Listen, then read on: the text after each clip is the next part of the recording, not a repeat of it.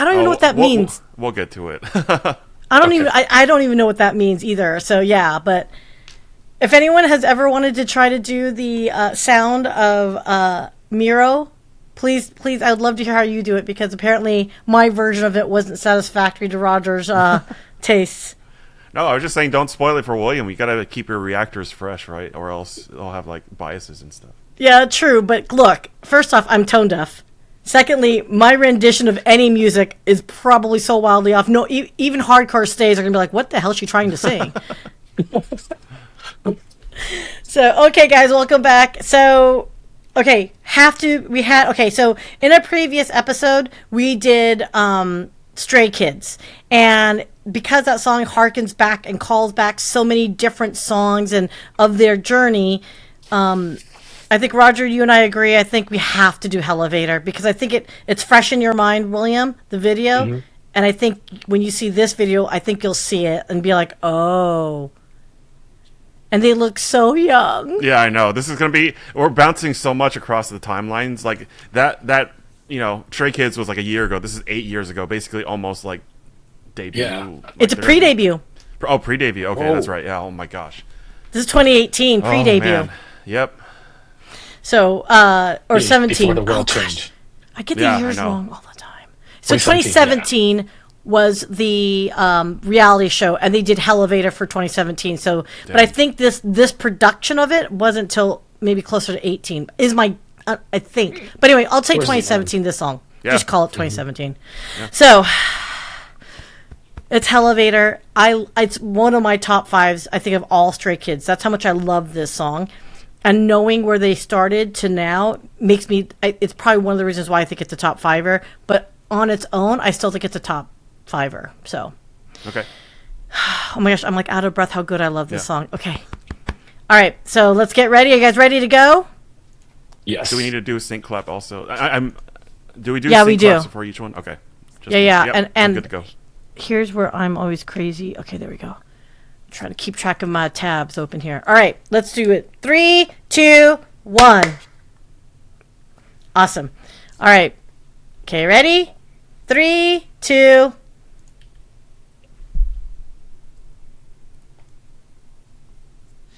So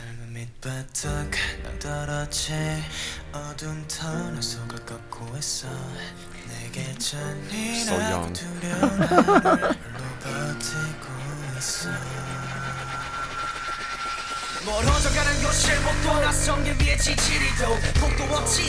Oh, Changbin looks so little.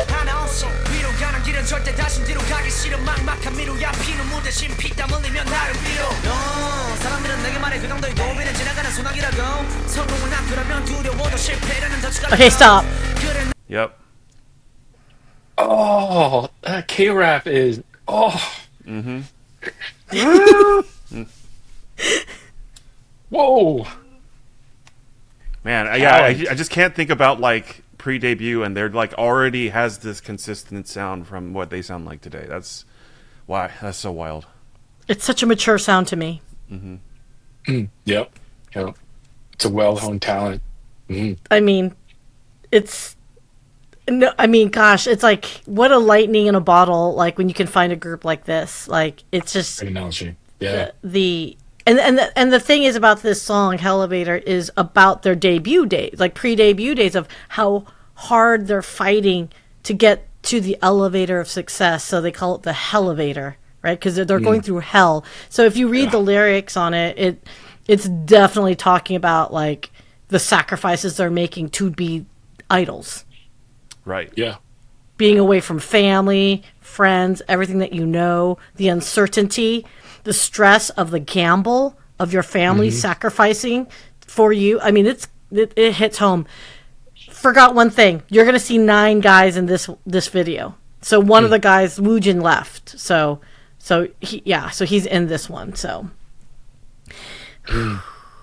okay. So based on what you've based on what you've heard here on this, William, what do you anticipate this song to be? I don't know. I have no idea. I don't know if it's going to be a big build-up to a big chorus and then a drop, or what it may be. But I know that the buildup is steady, and it's a it's the most mellow and mild of a buildup, and then the I forget his name, terrible of me. The rap in there, wow, that's Changbin. a Yeah, that would have Changbin. been Okay, Changbin. Yeah. the Changbin's rap just uh, even hearing it for the first time, I'm sure people were like 8 years ago. Do you remember when you heard this? Like, how did that make you Right. feel? Yeah. That's Yeah. exactly how I feel right there. It's like, oh, who is this? What's their name? And how will get more? That's exactly all three of those emotions, and then the rest came like, oh yeah. All right, Roger. I know you know. I know you know this song, but anything that comes popping back up to you, memory wise? I don't know if I've actually seen this one actually. I don't know. I don't remember. Because I think my journey started from Miro, I guess. So I didn't. I never Okay. went back. So All right. Well then, okay. So we're gonna do is I'm gonna go. Let's go back to 0 again on this and Okay. start over. That way you can just get the full thing. Okay. Oh, I'm so. Oh, yay. Okay. Just so happy. This song makes me happy. All right. Okay. Are you guys ready? Yep. Ready.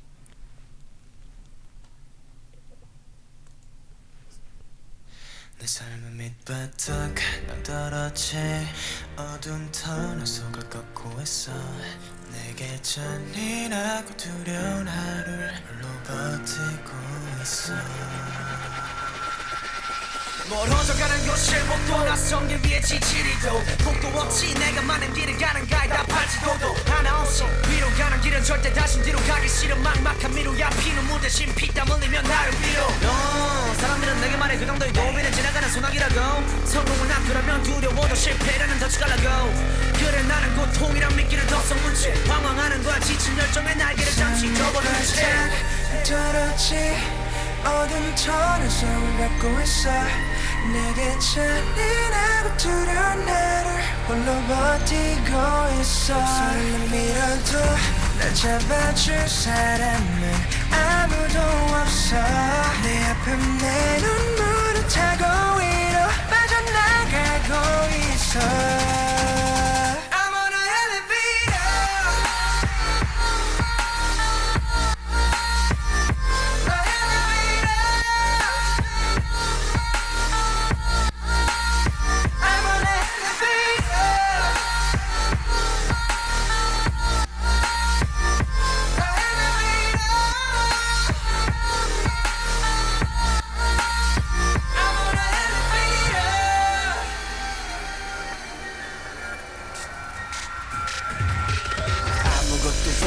날 위한 속이는 걱정 하나 없이 다가와야 될 분홍털의 꿈을 좀 접어 포기란 말들이 내 길을 때려가며 절망감만 커져가 희망이란 하늘을 주변 사람의 손으로 가린다 날 살리기도 하며 버티고 있어 날 째려보는 짜가운 시선들이 실성하지 않은 말을 잘 들어봤자 누군가의 광대 너밖에 안 남은 넌 가수라는 직업은 집어쳐 그 말을 들으며 약해 저만 가는 내 자신을 멈춰 떨어지 어두운 터널 속을 걷고 있어 내게 잔인하고 두려운 나를 홀로 버티고 있어 손을 밀어도 날 잡아줄 사람은 아무도 없어 내 앞에 내 눈물을 타고 위로 빠져나가고 있어 I'm on a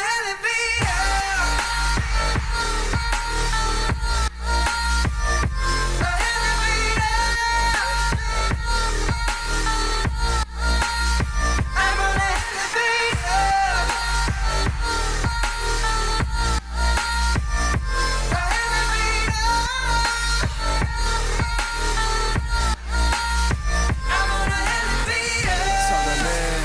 주로는 어디에 어둠 속에 갇혀있던 나를 끌어내 좀 더 빠르게 이것을 run away I'm on the elevator 난 올라갈게 어두웠던 내 과거 탈출해 내 깜깜했던 앞길을 비춰 미쳐버릴 듯 지겨운 시간 잊혀져 버릴 때 이 길을 뛰어 외면하던 새로운 시작의 종소리가 울리며 나는 올라탔지 내 손을 작은 펜트하우스로 데려다줄 my elevator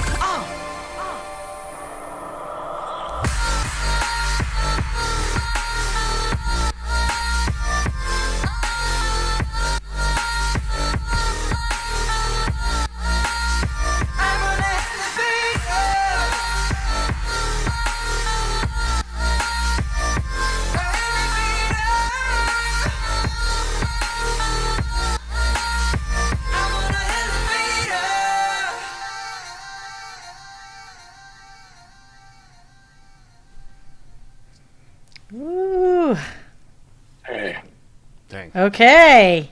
What do you Okay, we're think, really, my friend? Who wants to go Who first? wants to talk first?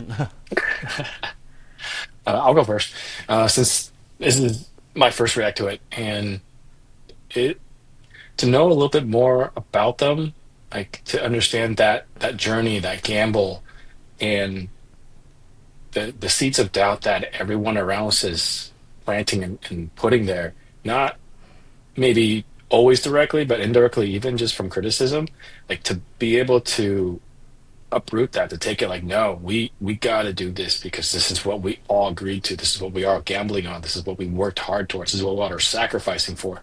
All now seven, right? I think It's 9 in this eight. video, but 8 now. And eight now. Okay, eight of them. My fault. So No. with that type of pressure, what are they, like late teens, mid teens in that age, in that timeline? That's a lot. Like there's so much more growth in terms of a human behind that, and to actually put that towards them and to express that through song, through music, to the choreography into the lyrics, that's a lot. And it just on our previous video that we reacted to of Stray Kids, I could see why that one hit harder because of the sacrifices, the journey, the fruits of the labor. Like, yeah, and this is that part of like, are we going to be able to do this? Here we go, and this is what their debut, yeah, Pre-debut. pre-debut. Oh, so they don't even know yet. Yeah. Like they're so, you could tell from some of their faces, their reactions, like they're like there's, I wouldn't say they're not sure, but they're like, man, we hope this is going to work. There's a lot of hope, but there's also a lot of scars of the trials and tribulations of getting to that point, and they know that there's probably even more.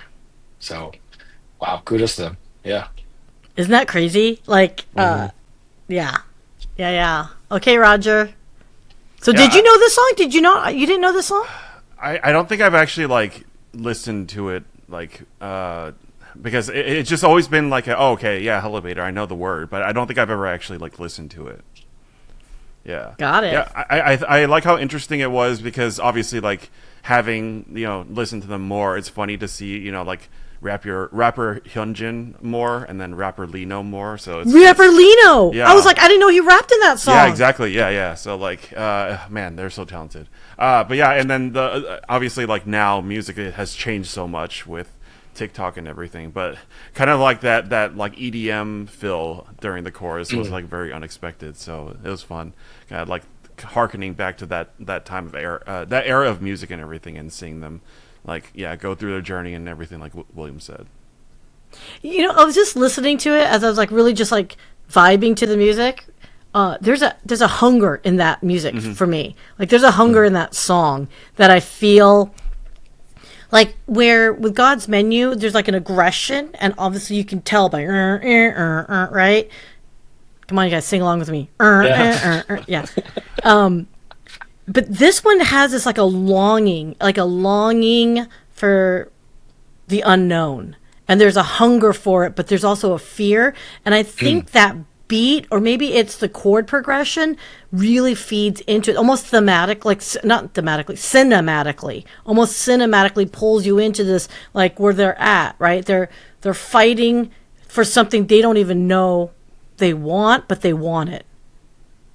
And I just, and the, what's that called? Self-awareness, that they know it's hell on earth of what they're fighting for. Like, could you imagine like all those dystopian like sci-fi movies? What was that one movie where the girl goes out because everyone thinks it's like fake skies, and it turns out to be fake skies, and they're like the last survivors of like a nuclear fallout. I don't know if it's a TV show or a movie, but that's kind of where I feel like this song is similar, which is they're fighting for something, but once they get there, is it anything based on that video game, that one? Or, I think it's based on a video game, maybe. yeah, Fallout. Is it Fallout? Oh yeah, man. But yeah, okay. So it's a deeper song, I think. What do you think of it as a song on its own merit? Good call on the hunger part. That's what that was. Like it is hunger, and they are very hungry metaphorically because they don't know what it is exactly that they're looking for. They know what they want, They want success. They want to make it. They want that stuff. They know that it takes the sacrifices, and these sacrifices isn't just, oh, we're going to sacrifice a meal. They're like, no, you're going to sacrifice a lot more than that. Probably a lot more than they know. Hence, I think they call it hell, because on the journey there to the penthouse, it is not for the faint of heart. Like, a lot of people will leave. Most don't make it there. Mm-hmm. And to do it takes more than just grit. They have the talent. They do. And it requires that and all the sacrifices. True that. Yeah, I would say songs like these kind of take me a while to know how I feel, because they're not knowing Korean kind of hurts that part of it, because this is so like lyrically important, and instrumentally for me personally, it just didn't really hit what I usually would listen to. So but it still matters, because like informs the journey of like that Stray Kids video we watched. So I think I would probably have to give it a few more listens to really appreciate the lyrics, because lyrics just go by so fast and you're distracted by all the visuals and stuff. So I might have to like go back and like what do the lyrics mean, and like what does it tell about their stories, and does each member, like what they said, like impact, or was it from personal experience and everything?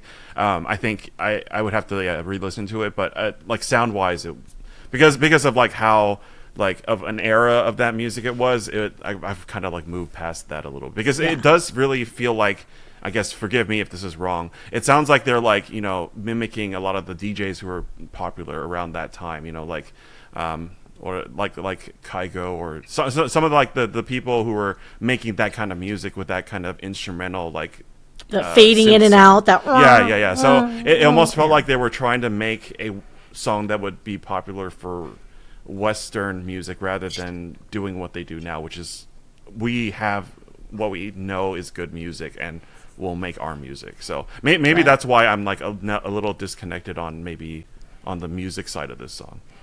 Yeah, I hear you on that. This song took a bit for me. I think it's like I said, I think you're right. I think understanding where it came from, knowing that this is pre-debut, this is their own written song that like Bangchan wrote overnight, and I believe and I haven't watched the reality show. I get it, everyone. I'm sorry. But the idea of watching reality shows, especially back then, it was like overly sensationalistic, borderline, kind of like emotionally abusive to a lot of these, kids, you know what I'm saying? Because it's like they're amping up the drama. And I'm like, they're minors. What are you doing? But I don't know if that's what it is. I hate to see it if it does happen. But anyway, I know I'm prejudging it. But yeah. Like Bangchan worked really hard for this particular song to come out, so that's why I think I know that history, which is why I'm more into feeling those emotions and all that. But yeah, it is an older song, but damn, I think the production quality is insane. They're still in high school. I think Bangchan graduated. I think he was 18 at that point, but still, yeah, barely. Literally high schoolers, or making this kind of music. Yeah, good call out, Roger. I should probably call you a professor, because you really analyzed the surrounding time of when this was created and put together lyrically, musically, and what are the influences. And you're right, people do sample one another. That's how music is. It's our artists are like, we sample one from another. Just like Picasso says, we created nothing after he came out some of the few millennia old caves with cave paintings. And even looking at some of the clothing, the styling of that, like, oh, it's almost a throwback to the 90s without some of the baggy pants and whatnot, but it has a bit of that feel, and perhaps even monochrome. So it's like it's trying to stay somewhat visually vanilla palette wise, to really show like, okay, this is more about the lyrics, about the journey, and also the music of it. So from a music and visual aspect, it's there for a reason. It's not necessarily love it or hate it, as when we first started on the series, it was God's Menu. So it was like, yeah, this is, you're gonna love it or you hate it. This one's more of a, we want you to appreciate this because this is our journey. We made it at the time only this far, but we think it's really good. We hope you love it. That's what I got from it. Yeah, and I love from our side, I don't think we really understand the pressures that idols are under. I think we don't have to get into it, but there are a lot of differences in their upbringings as an idol that over here would be really crazy. and like almost not illegal or not allowed. So yeah. Like, you know, evaluations, meeting weight goals, the food. Yeah. Again, like, so that's why I'm like holding off on having like a quick judgment, because it's hard to distill years of being a trainee into 4 minutes. So like, I think I really have to go back and look at the lyrics to really appreciate it. But I definitely feel like, I definitely see the line from here to Stray Kids and why that would be so meaningful though. So that I appreciated it in that way. I think some of that Stray Kids video is taken from the same sets, I think. That's why the Hellevator set, that's why I was like, oh my God, we have to watch Hellevator. But yeah, I mean, I think there's something to be said about the sounds of, again, I can only speak from my experience of watching the Stray Kids, because they're self-produced, and this is like, you know, teenagers looking at the music landscape from their lens and perspective. And the fact that, you know, again, Sriracha made this music, and on top of that, you've got Bangchan, who's Australian. So he's got like this Western, you know, flavoring over the Koreanness of K-pop. And I appreciate the way they are able to take some of the Western styles that they like, make it still palatable for both Western and Korean audiences in different ways, by the way, and then still make it Stray Kids stamp, right? So that's not easy to do. And I think that's another reason why I really appreciate them, because they don't sound, and this is not a knock on other K-pop groups, but of some that I kind of like hear off to the side, like in the shorts, the video shorts, some of them just feel so formulaic that I'm like, what, is the Swedish Mafia all over again? Like, I don't want that. I want a different, you know? I want a different. Yeah. No knock on Swedish Mafia, but it was like too much in the 2000s, people. Yeah. I think it's Swedish House Mafia, right? I think, yeah. Yeah. Yeah. Yeah. Yeah. And if you go to a Swedish House Mafia concert, no, not that. I don't know if you can again, if they got back together, but I was actually a little disappointed. I'm like, oh, okay, you played a lot of your hits, and like, but it was it. Like, there wasn't anything outside of that. It wasn't a very good, as far as say like, oh wow, here I am, I'm all ramped up, and it's like, no, we're gonna call it the Swedish or the Brooklyn House Mafia. I'm like, really? This is the one thing you're gonna do different that makes it, you know, awesome? Yes, it was in Brooklyn. It's like, okay, but again, like I even liked the Swedish House Mafia. They were awesome. I'm not knocking on them. Just I was expecting more live, and as far as you know, now it's like I want to go see if there's a Stray Kids live. And here we go. Yeah, and to tie it back, I will say, as a fan of like ITZY and, you know, all this stuff, like the K-pop concert experience is a very different experience. Like, it's not just music; they put a lot into the performance aspect and the presentation aspect, and yeah, like being it just is something you have to experience for yourself, and we'll see, because we don't have dates yet as a recording of the one they'll come to the North American tour if they're going to do one. So we'll see. They have to before Lino goes. Come here. Yeah. Oh, I know. Yeah, come back out here, guys. So anyway, okay, well, guys, I really appreciate you as always, and I always have to ask: do you guys want to come back for another round of different? Yes, of course. Yay! Yes. Okay. As long as the comments will have us back. Excellent. Yes. Trust me, people love you guys. So everyone, please kindly like and subscribe. I could really use the love and support. I don't know what I've done, but it's okay. We're going to keep going forward, because people like William and Roger are, I think, reason why I do this channel, because it's like discovering something new and having fun together. So guys, until next time, I so much appreciate you, William and Roger. Until next time, everyone. See ya.